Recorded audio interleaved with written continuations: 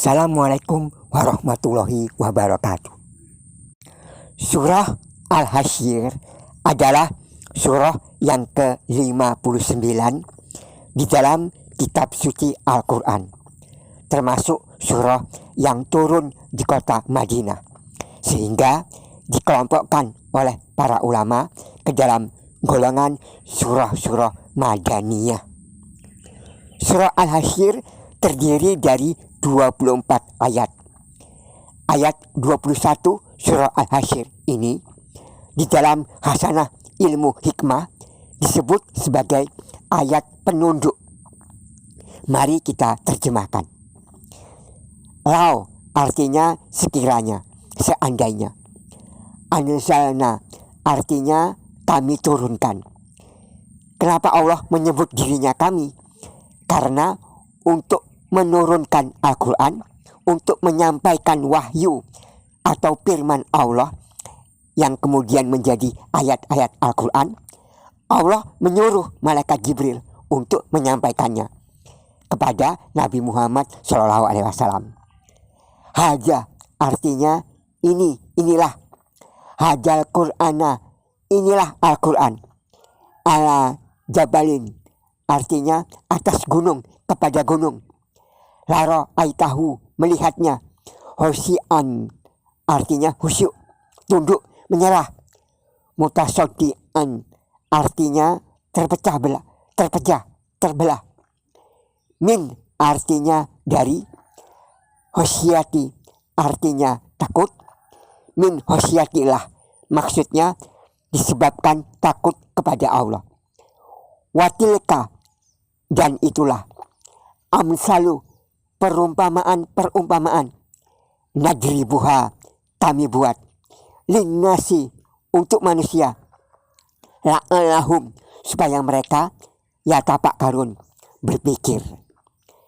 Jadi terjemahan ayat 21 dari surah Al-Hasyr adalah law anzalna hadzal qur'ana ala jabalil la ra'aitahu khashi'an mutasaddian min khasyatillah wa tilkal amsalu nadribuha linnasi la'allahum yatafakkarun. Kalau sekiranya kami turunkan Al-Quran ini kepada sebuah gunung, pasti kamu akan melihatnya tunduk terpecah belah disebabkan takut kepada Allah. Dan perumpamaan itu kami buat untuk manusia agar mereka berpikir. Lihatlah, gunung saja bisa ditundukkan dengan suatu ayat, apalagi manusia kalau tahu caranya. Ayat ini bisa digunakan untuk menundukkan sukma yang dikehendaki. Sukma adalah yang menggerakkan manusia. Setiap manusia punya raga, punya sukma, punya nyawa. Raga adalah badan, jasad, fisik, jasmani. Sukma bahasa Arabnya nafsun. Nafsu yang menggerakkan raga manusia. Sukma disebut juga jiwa. Jiwa atau sukma adalah yang menggerakkan raga manusia. Semua ini dapat berfungsi dan bergerak kalau manusia itu hidup. Maka faktor yang menentukan kehidupan disebut dengan nyawa. Apabila nyawa sudah terlepas dari raga, apabila nyawa telah memisahkan diri dari raga, maka manusia itu akan mati. Nyawa inilah yang di dalam bahasa Arab disebut dengan ruh. Ruh artinya satu nyawa. Kalau banyak nyawa disebut arwah. Jadi sekali lagi, manusia yang hidup itu punya raga, sukma, nyawa, jasad, nafsun, ruh.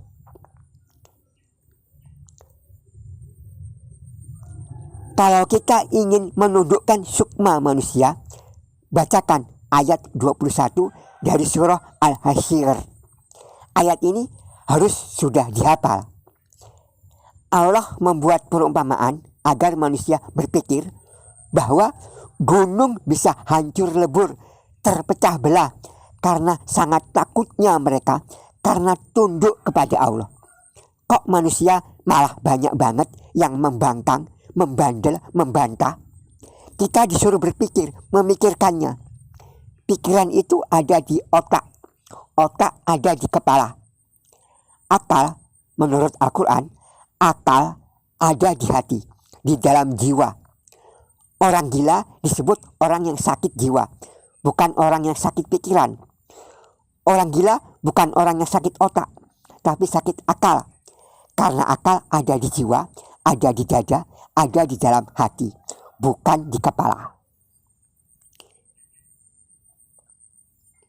Cara menggunakan ayat 21 ini untuk menunjukkan sukma seseorang, ucapkan setiap selesai sholat fardu atau setelah sholat hajat.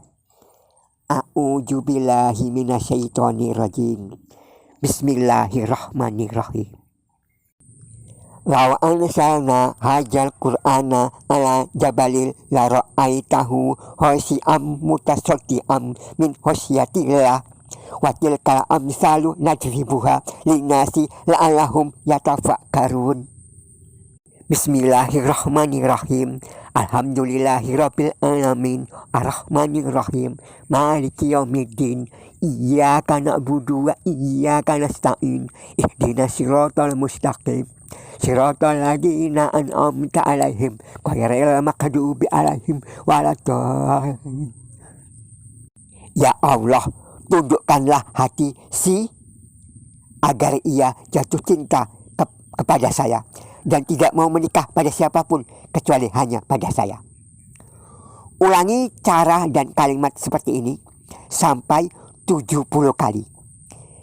Di video-video terdahulu telah kita ungkapkan bahwa membaca surah Al-Fatihah 70 kali bisa untuk mengkabulkan segala hajat. Nah, mengamalkan ilmu penunjuk sukma sama saja halnya kita sudah membaca surah Al-Fatihah sebanyak 70 kali.